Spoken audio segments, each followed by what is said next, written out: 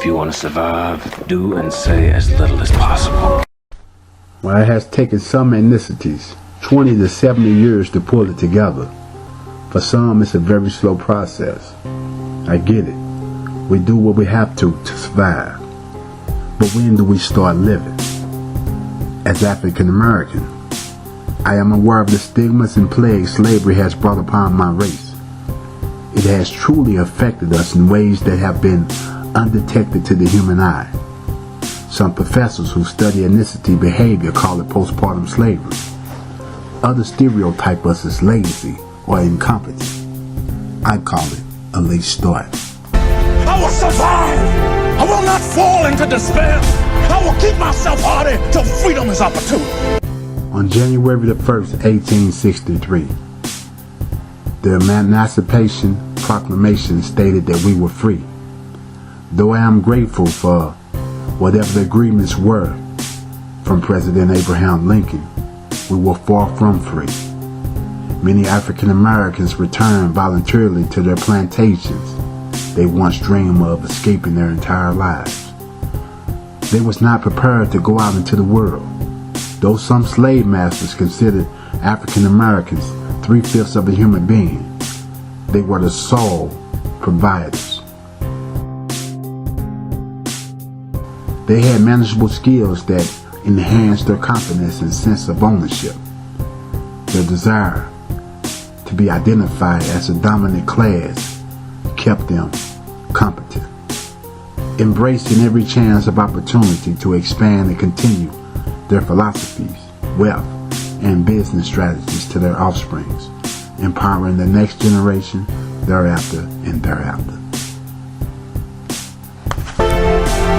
I was a free man. I'm not a slave. African Americans' journey to America has been unfortunate and unfair, but we must remind ourselves that we are captives from a descent land. We remain in the conditions simply because we trail behind. Our devastating capture keeps us with our guards up, so living has been ruled out.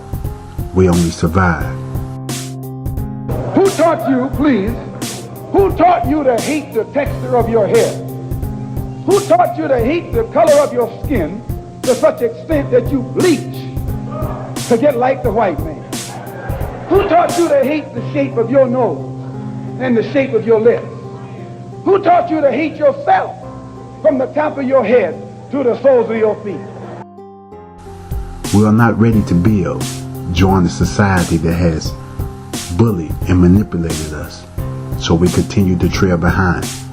As African Americans, our survival strategies have affected our means to live.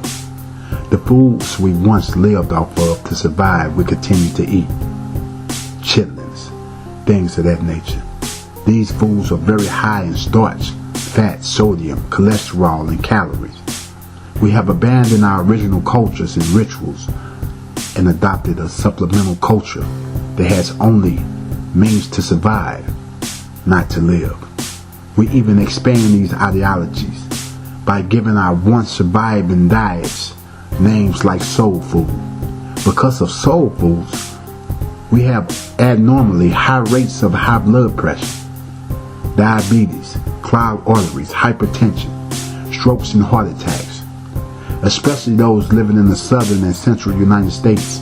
The French have French cuisine. Italians have Italian entrees. Chinese foods. And yet we are continuing to make a custom from scraps we once survived from. Traditionally, the various cuisines of Africa use a combination of locally available fruits, cereal grains, and vegetables, as well as milk and meat products. We know the stats too well. However, my concern is not how many barriers and oppositions are against me, but how much grace is upon me. I will not continue a plague of racism and defeat. I will not continue to be a statistic for my race, but opportunity for my nation. It doesn't matter how we arrive here. but we are hurt. We can no longer just survive as servants, as laborers of this land, but as innovators and inventors to build a new land. Though I respect my forefathers and opportunities before me, I refuse to survive. If I really want to show my appreciation for the pioneers before me, I will live. I will show them that their efforts, their hardships, and blood that remains in the soil of this land was not in vain. For that very reason, I must do more than survive.